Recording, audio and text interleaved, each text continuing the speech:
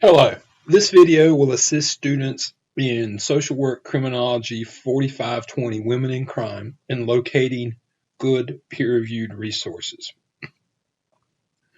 First off, your search for good quality resources always begins on the library's homepage. Now, if you have a computer where this is not set up as your homepage, or what I would do is go to Quick Links, go to Library, and it will come to this page. You may want to bookmark it if you're especially if you're off campus, because all peer-reviewed articles, unless you want to pay for them, need to come through this site. Now, once you get here, click on Resources, click on Databases, and then we have our databases arranged both by subject and also by title. You can either click on Sociology or Criminal Justice. There are a lot of similar databases between the two. I'm going to click on Criminal Justice. This page will list the databases that we find most useful for criminal justice. Most of them belong to one of two database family, EBSCO or ProQuest, and I will show you how to search both of those, probably on separate videos. I'm going to start with the criminal justice abstracts with full text. Now, if you're off campus, what you will see up here will be this web page or this sign-in sheet. This is the same as your Brave Web, your Canvas information. You just type your username and password, and then you should come here. Now, typically what I recommend doing when searching a database family such as EBSCO is you can click here where it says Choose Databases and add in other databases that relate to your search or to your class. Since I have, you see, criminal justice abstracts with full text is checked. I am also, for this search, I'm going to add in Social Index with full text. Other databases you may want to consider, depending on your topic, may be the psych databases, psych info, and psych articles, especially if you're looking at behavior. Another good one you may want to add in is Academic Search Ultimate. Business Search Ultimate, you may want to use it as well if you're looking at jobs and getting jobs after prison, something like that. So now that I have these two databases selected, I'm going to click OK.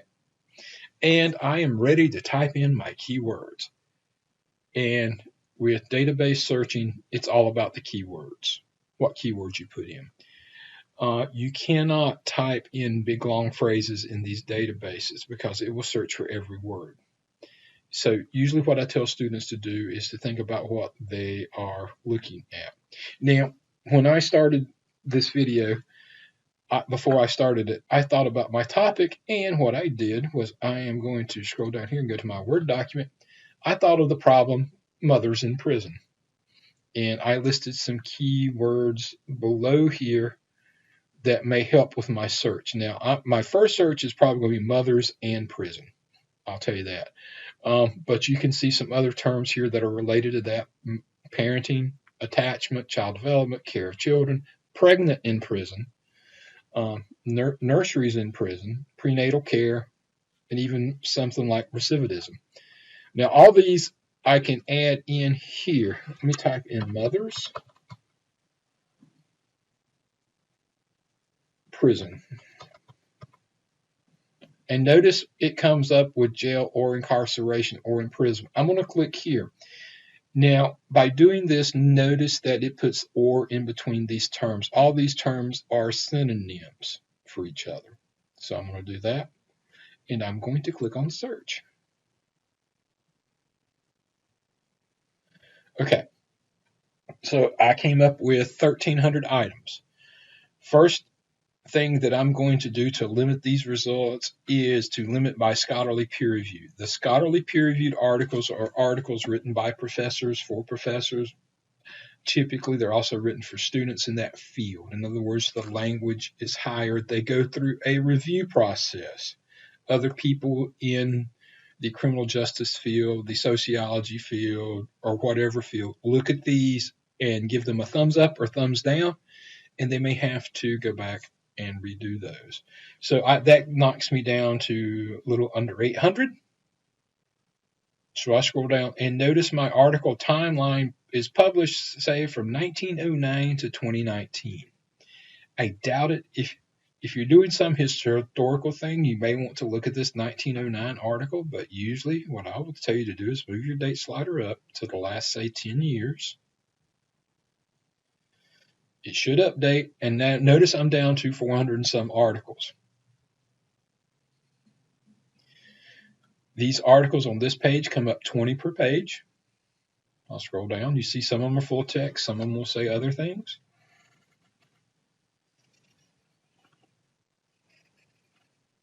Some of them will say link full text, but you see and here's one with even nurseries.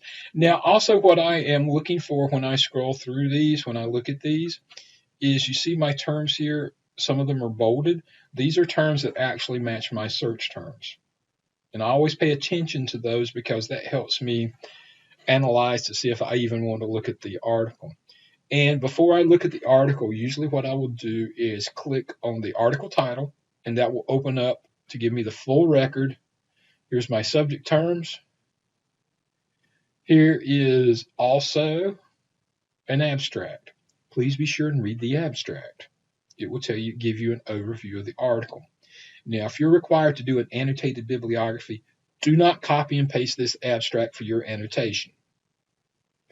Let me repeat that. If you are doing an annotated bibliography, you cannot copy and paste this abstract. You have to write your own. Usually what I also look at, and you see my terms here that I search for are bolded here. They're peppered throughout. So this looks like a good article. Also, I would look at the subject terms up here, children of women prisoners. Oh, does that one sound like a winner there? Probably, depending on what I'm focusing on. Also, you've got some other author-supplied keywords. You may want to make note of those because, some of these may end up in the vocabulary of your paper.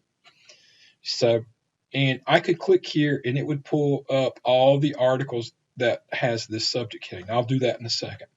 But you see my article is here PDF full text, meaning I can open it up, I can look at it, I can read it, I can download it. And over here are my tools to email it to myself and also to cite it. Typically what I do for any article I find, that I want to keep, I email to myself. It doesn't matter if I download it or print it, I email it to myself. I lose paper, flash drives go bad. So that is one of the things I do. You click on it. All you need to do is add your email address, give it a subject heading, and select your citation style. Now, this is, depending on the citation style you're using, chances are this is not the most current version of APA. So be sure and ask your professor if you're using APA 6th or APA 7th, the newest form. And then you just click that. Now, to see what this citation, sending yourself the citation is good news and bad news. Because I can tell you here, this is the APA citation. I can tell you it is incorrect with capitalization in the article title. So you have to verify any citation you get. Please check it. Please verify it. Another thing, typically what I like to do is notice it says add to folder. If you click here, you can create a temporary folder in EBSCO. This folder is open. And instead of emailing your articles one at a time, I could go back and click on this little folder icon at the end, and it will add that to my folder and send it. Now, if I add this one, I am not getting the full text. I am just getting this citation. So usually I just do the things that I want that are full text. So let's say I really like this article though.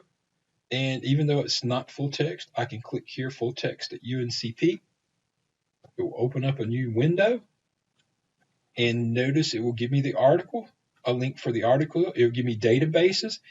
One of the things you need to do when you're looking at this is be sure and look at the dates. Sometimes this article may appear even though the dates do not match. Be sure and check and verify it. Notice it should be in either one of these. You can just click on one. Another new tab. Here's your article. And all you would need to do is download the PDF and email it to yourself. Typically, any article that comes up in another window, notice I don't have anything about send here. Open up the article PDF, download it to your desktop, open up your own email program, send it to yourself as an attachment, that information. And also what you can do when you send yourself that information, is you can actually go back down here and get a citation.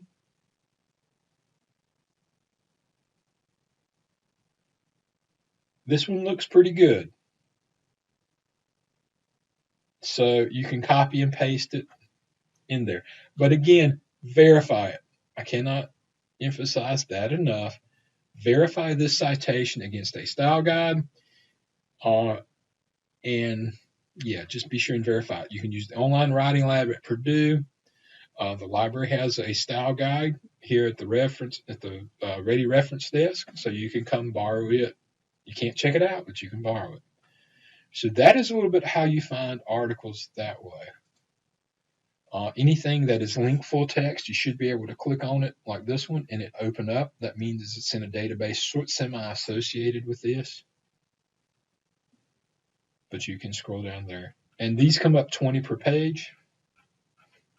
You scroll down, go to the next page. Another thing you may want to do to even further limit your search is here in their subject thesaurus. Notice I have these subject terms here. There are ones here. I could click on one of those. Let's see, let me click on women prisoners. And then if I wanted to go back, see I can click on some of these. Now, if you're going to click on more than one, because chances are I would click on these two, click on show more.